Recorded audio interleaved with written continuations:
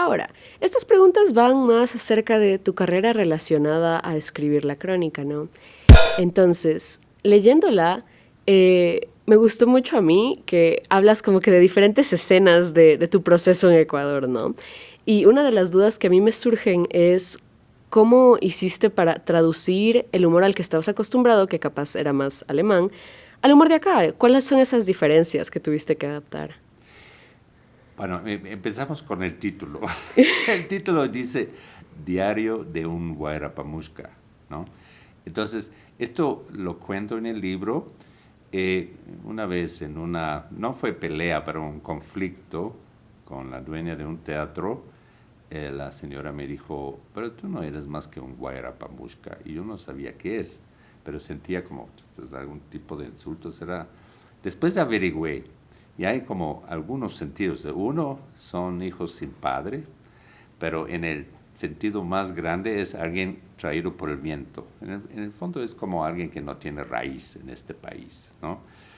Ahora ya tengo 37 años en este país para enraizarme y entonces en ese momento sí me hizo doler, pero tenía en cierta forma razón. Yo recién había llegado y hasta tú creo que echas raíces cuando tienes hijos aquí en el país que van al colegio, te vas haciendo parte de la comunidad de padres y poco a poco te vas enraizando, ¿no? Y sabes dónde estás parado. Estoy parado en el Ecuador, soy alemán, poco a poco alemán ecuatoriano, alemanaba. Entonces, eso te da como una, volviendo a tu pregunta, como una óptica sobre primero, el humor que se maneja en el país, que no es tanto el mío en cuanto aquí en Quito, por ejemplo, la sarquiteña, esa cosa todo con doble sentido, que una palabra dices y le das la vuelta y significa otra cosa. Eso es algo muy, muy, muy particular aquí de Quito, ¿no? Pero yo tengo un humor heredado de mi padre, eh, que es que no le tomo tan en serio las cosas, ni siquiera a mí mismo. Y entonces veo con cierto ojo de afuera los sucesos que me han pasado, ¿no? Y aquí, como todo el libro, Granito y Arcoíris son eh, ya, testimonios, son relatos, son cuentos que escriben extranjeros después de haber vivido un buen tiempo aquí sobre, viniendo de tu cultura, cómo miras a la cultura ecuatoriana, ¿no? Y particularmente a mí, como tipo de 2 metros de altura, te suceden un montón de cosas. Simplemente, por ejemplo, si te digo el espacio público, tú lo puedes ver como drama, de que pronto no hay una tapa de alcantarillo y decir, chuta, qué irresponsabilidad, qué mal manejo del espacio público. Pero por otro lado puedes verlo como comedia, que un tipo gringo, como me dicen, camina y despreocupado pensando las tapas de alcantarilla son como en Alemania, que duran para la eternidad en este sitio. De pronto aquí no es así. ¿Ya? Aquí tienes que tener otras antenas despiertas para... entonces puedes también dar la óptica de, chistoso que ese man desprevenido cae en un hueco. Y la gente incluso comenta sobre esto de forma cómica, ¿no? Como, hijo de puta, se cayó el gringo, ¿no? Sí. Entonces tú, tú no te esperas un comentario así con la desgracia que sufriste en ese rato, ¿no? Pero este es parte del humor de ese país que les encanta reírse de los extranjeros que no entienden la cultura o las idiosincrasias o los peligros que hay aquí, ¿no? Te doy un ejemplo. Recientemente grabamos un video donde colgaban unos cables en la calle. Entonces, y es muy frecuente que uno se enreda en cables o se topa con cables, mi persona en la cabeza o alguna cosa, porque aquí cuelgan full cables, ¿no? Pasa una pareja de ecuatorianos y dice, usted señor, está demasiado alto. Podrían comentar de que no está bueno que cuelgan esos cables, ¿no? O podrían comentar de, eh, ¿por qué no llamamos a la empresa eléctrica porque están colgando los cables? Pero dicen, no, no, el problema no es eso, los cables cuelgan, usted está demasiado alto, ¿no? Esto en sí es un humor un poco negro, pero, pero muy especial, ¿no? Claro, entonces yo observo esto y cuando hicimos la escritura del texto, trato, o sea, mi lucha fue plasmar la óptica sobre hechos que los ecuatorianos ven como normal, como me he acostumbrado, que ese relajo de cables encima de tu cabeza, caminan y no se preocupan, pero hay personas que lo ven completamente diferente eso, ¿no? Eso. La siguiente pregunta va acerca de ser un artista en el medio ecuatoriano. Como alguien que se considera parte de ese colectivo, sé que particularmente los jóvenes tenemos mucho miedo del entorno, ¿no? Y ver a una figura como tú, que es muy respetada y muy admirada, me parece interesante, porque siento yo que tu experiencia ha de ser diferente a la de crecer siendo ecuatoriano y querer ser artista, ¿no? Pero cómo fue adaptarse a esa comunidad y qué le dirías a esos jóvenes que capaz ahorita tienen miedo de dedicarse a esto. Bueno, eso depende mucho de tu pasión en la vida. ¿Para qué estás apasionado? ¿Qué te apasiona de verdad? Porque si tú escoges un trabajo que no te apasiona, que no sientes amor propio por ti y por esto lo que estás haciendo, no vas a estar feliz, imposible. Imposible, vas a estar, bueno, estoy haciendo eso para ganar mi sobrevivencia, ¿no?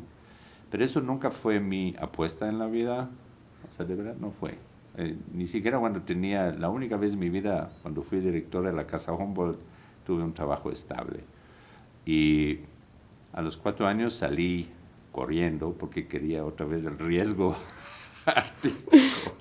A pesar que mi suegro me decía, estás loco ahí, podrías quedarte. Y yo digo, no aguanto, ya no aguanto. Yo quiero hacer cosas mías con todo el riesgo que involucra eso, ¿no? Um, Ahora, sí es bueno, les digo a muchos jóvenes actores, si tú has estudiado algo que sabes bien, y eso pueden ser oficios, como ser un buen carpintero, un buen carnicero, y conozco actores que han sido carniceros antes. Oh. Eh, Eso es en Alemania, que ahorita es buen actor, maneja la cafetería del teatro y sabe lo que hace, ¿no? Pero es, o que eres comunicadora, o no importa, es bueno en tiempos duros como pandemia que sabes de otras cosas. Y es también bueno para la profesión del actor, de tener un oficio, de saber, aparte del oficio del actor, saber manejar otras cosas. Porque aquí somos como todólogos, es decir, tú manejas tus redes, tú haces tus videos, tú tienes que diseñar tu campaña de cómo vendo mi obra, tienes que saber hacer cómo hago una buena carpeta para que las empresas les interesa, tienes que saber un montón de cosas, no solo actuar, ¿no?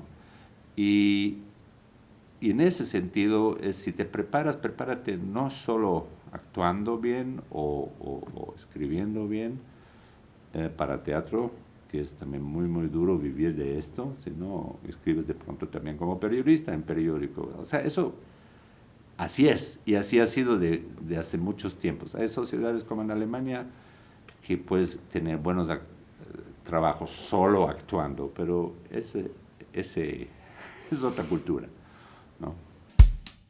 Y ahora, hablemos de Soroche. Tengo entendido que vas a presentarlo en el lanzamiento de Granito y Arcoíris y también dónde más podemos verla. Entonces, hace como unos 3 años pregunté una vez, oye, todo el mundo está haciendo stand-up, yo soy actor, stand-up comedy, me parece un interesante reto, ¿no?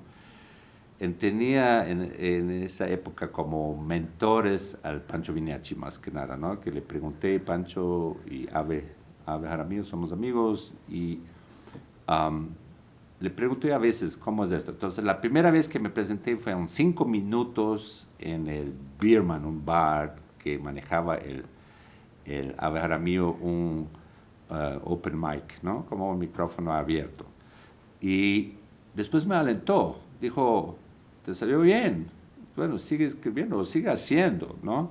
Entonces digo, bueno, si esto me salió bien, porque es muy diferente de tener un texto aprendido en el escenario que estar en el escenario solo hablando, ¿ya? Sin un personaje más que mi propia experiencia.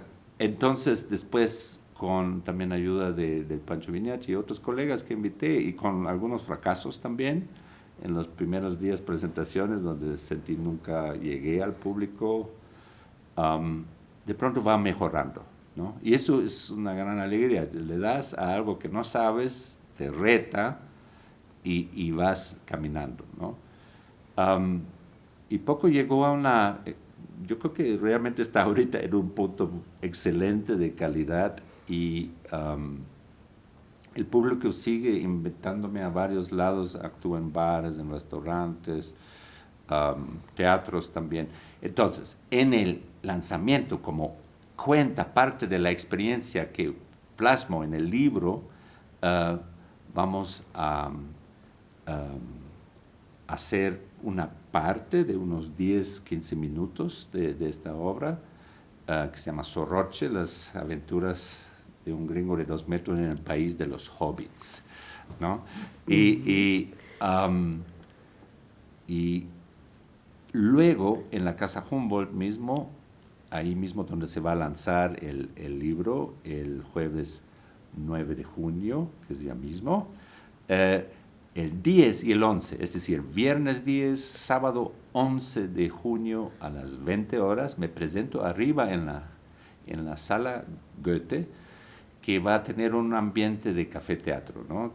Puedes consumir algo que es un poco más relajado que estoy sentado en el teatro escuchando stand-up, sino puede pedir algo, puede venir con amigos, con familia, y van a escuchar ese show. Y al final normalmente hago también como responder preguntas del público, como un meet and greet, como llaman eso, de un poco cuáles son tus proyectos, qué haces, o otras cosas que quieren profundizar sobre el tema, ¿no? Por supuesto. Entonces, con eso cerramos. Ha sido un gusto conocerte. Tremendo. Entonces, nos vemos el jueves en el lanzamiento de Granito y Arcoíris y luego más adelante para ver Soroche.